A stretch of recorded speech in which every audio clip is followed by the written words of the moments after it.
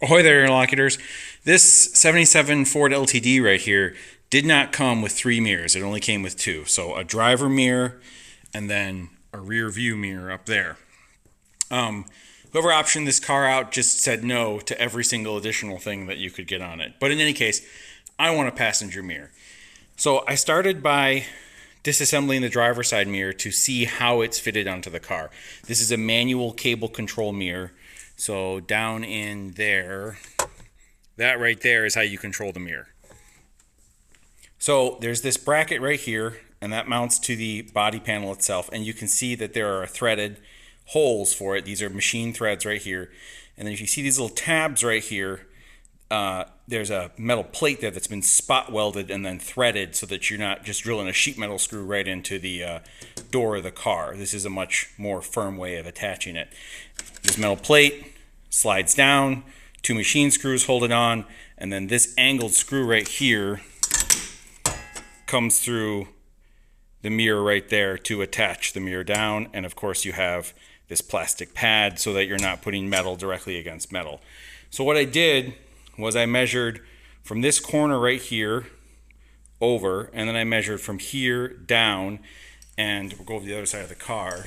I matched those measurements on this side, and then I drilled this central hole right here. So it doesn't really matter how exactly you take your measurements. Whatever works, as long as you replicate that on the other side so that you're measuring the same distance. So I just found that that was the easiest. I sort of set my tape measure up into here, same way on both sides, and then I measured down from the trim, and that gave me this as the central point for this mirror to go. So this mirror is going to sit on the exact same place on the door as the mirror over on the other side.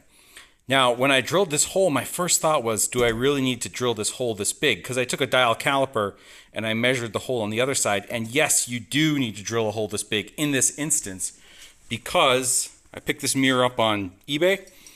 You have to thread the control down through for the mirror. This whole thing has to fit down through.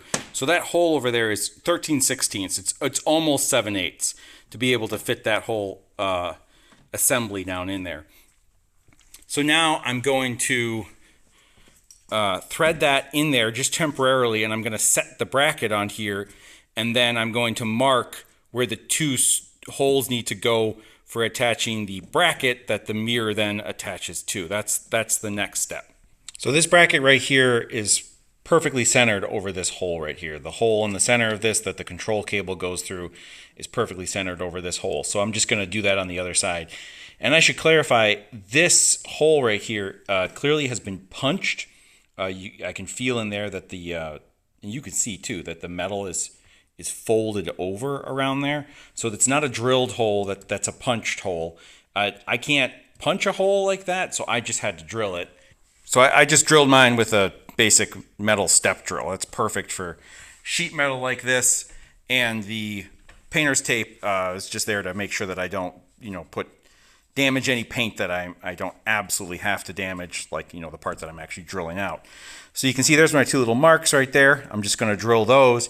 Now, I'm going to drill these out to the correct size for a number 10 screw, because that's what was in here. And I'm not going to thread it into the sheet metal. That obviously would not be sufficient. I don't want to use sheet metal screws. I want a nice firm attachment. So what I'm going to do is I'm going to use a riv nut. On that side, they spot welded a metal plate and then threaded it in. I can't do that over here. That was obviously done before the car was painted.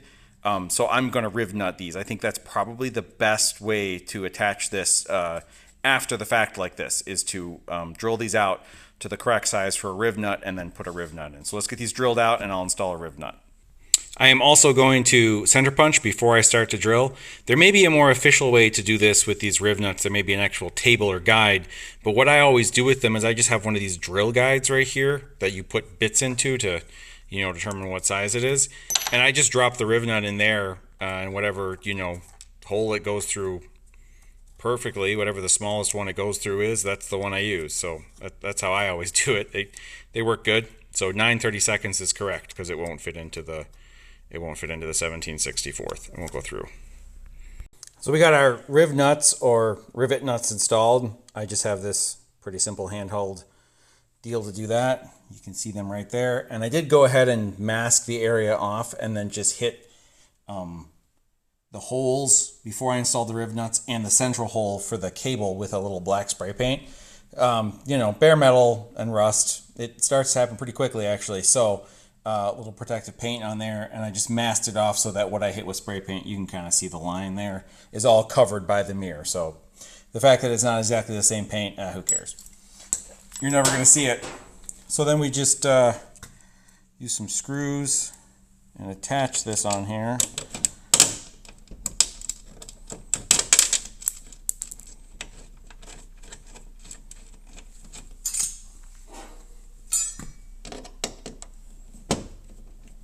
I got some lock washers on these too. Some washers and some lock washers.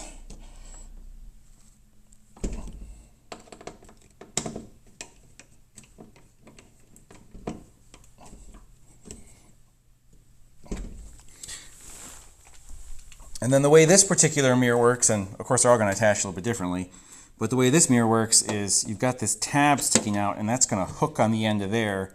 And then as you drive this screw in through the front, you're going to compress it into the hook. You're going to push the whole mirror that way into the hook. So the screw comes through the front here through a hole that I can't quite find, but it's there somewhere. And it pushes the whole mirror that way into that tab right there.